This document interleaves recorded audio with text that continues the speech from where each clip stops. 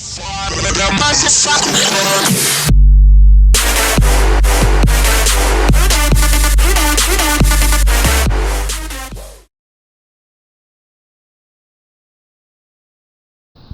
you want to take off your differential cover.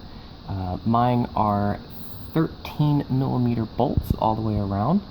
You're going to start taking them off from the bottom, and the fluid is going to start coming out, so have your catch pen on the bottom. And once all that is done draining, then you can finish by taking the top one off.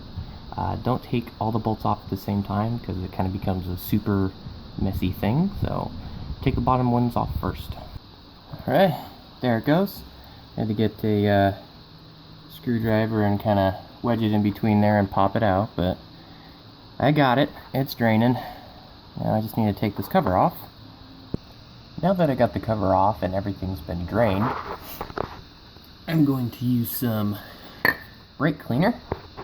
I'm going to go through here because this stuff is quite old and it's kind of become real thick and sticky and everything that you don't want it to be. So I'm going to spray it through here. It's going to drain out, go into the same place, and I'm just going to use a normal toothbrush, something soft bristle, to get as much as I can out. And once I'm done using the brake cleaner, I'm going to let this sit for a while to make sure everything has completely evaporated before I actually finish up this job.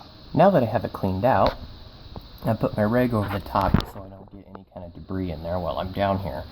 But I'm going to use a razor, and I'm going to go on the inside. I already got the bottom, but you're going to run it along here. You're going to go along, and you're going to get all of the old seal off of there. And the bottom part, I don't have to worry about getting into the actual diff, but on the top part I don't want anything falling in there. So stuck a rag up there, and you're going to do this on the cover that you already took off. Same thing, any kind of seal that was stuck onto there, scrape it off, make sure both surfaces are as smooth as possible.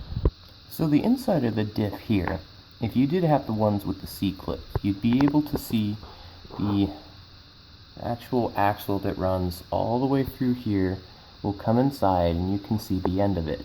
And at the end of it, there's going to be a C-clip that you can pull out. There'll be a little notch that looks something like this. And that is going to come out, and because that C-clip comes out, then you can push it straight out. Now that I have everything cleared off all around the sides of this, I used a razor to make sure it's nice and clean, and then a wire brush to get off any little bits that I couldn't get with the razor. Now that that is cleaned off, I can go ahead and put my gasket on here and my diff cover that I am done painting over here. And then we get to fill it with some diff fluid. Now it's a good idea to keep all of these relatively loose when you first start putting them in. See, it's a little bit loose. It's not super tight on there. Keep them relatively loose as you're going around, because all the different bolts you're going to be putting in need a little bit of wiggle room just to get that first thread in. But once you get them all around, then you can start tightening them. Now that I have all of the bolts on and they're nice and tight, now I can finally get my diff fluid and fill it up in the plug, or where the plug is supposed to go.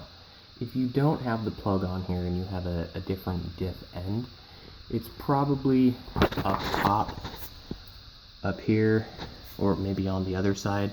That's where I sent a lot of the other ones at. So make sure you get the right diff fluid, if it's non-slip differential or not with additives, whatever you want, and fill it up.